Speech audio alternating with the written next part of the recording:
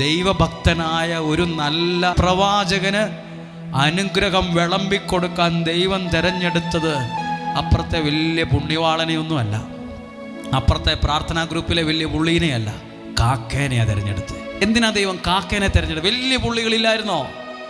വലിയ പുള്ളികളില്ലായിരുന്നു. ഈ ഒറ്റ പക്ഷേ ആ പഞ്ചായത്തിലുണ്ടായിരുന്നുള്ളൂ.